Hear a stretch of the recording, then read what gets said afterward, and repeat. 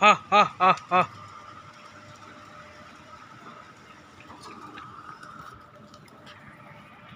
আসসালামু আলাইকুম, welcome to my Facebook blog and YouTube channel. আশা করি সবাই ভালো আছেন। সর্বপ্রথম ওয়েলকাম জানাই যারা আমার অডিয়েন্স, যারা আমার ভিডিও দেখে সুন্দর সুন্দর কমেন্ট করেন, তাদের প্রতি দোয়া এবং ভালোবাসা।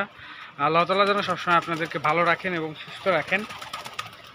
এবং আমরা এই রমজান মাসে সবাই সবার থেকে মানুষকে সহযোগিতা করার চেষ্টা করব এবং দরিদ্র মানুষের পাশে দাঁড়ানোর চেষ্টা করব। আর 5 ওয়াক্ত নামাজ কালাম পড়ার তৌফিক দান করেন আল্লাহ তাআলা।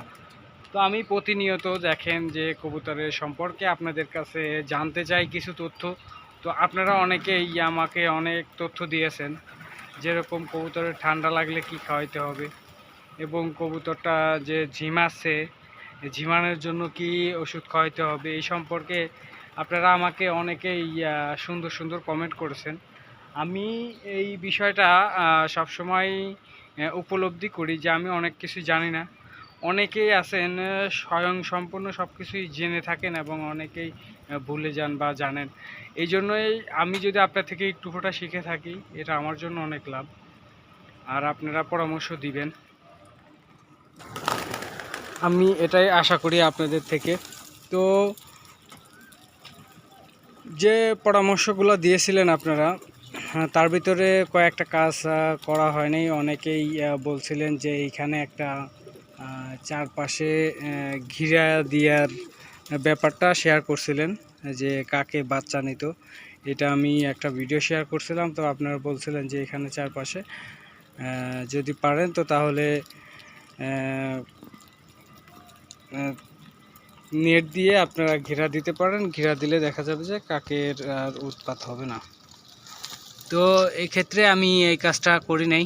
তো বাদ বাকি আপনারা যে পরামর্শগুলো দিয়েছিলেন সেগুলো করার চেষ্টা করেছি, যাতে কবুতরগুলো ভালো থাকে এবং সুস্থ থাকে।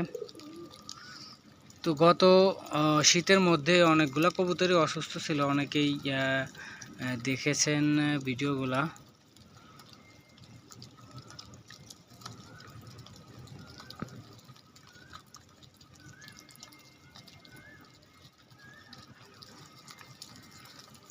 তো আজকে যারা আমার এই ভিডিওগুলো দেখতেছেন, যদি আপনাদের কাছে ভালো লাগে তাহলে পেজটা ফলো দিবেন এবং ভিডিওটা শেয়ার করে দিবেন। আর কবুতর সম্পর্কে কিছু তথ্য দিয়ে যাবেন এবং জানাবেন কি করা যায়, কিভাবে কি করলে পরে কবুতরগুলো ভালো থাকে এবং সুস্থ থাকে, সেই বিষয়টা আপনারা বলে যেতে পারেন।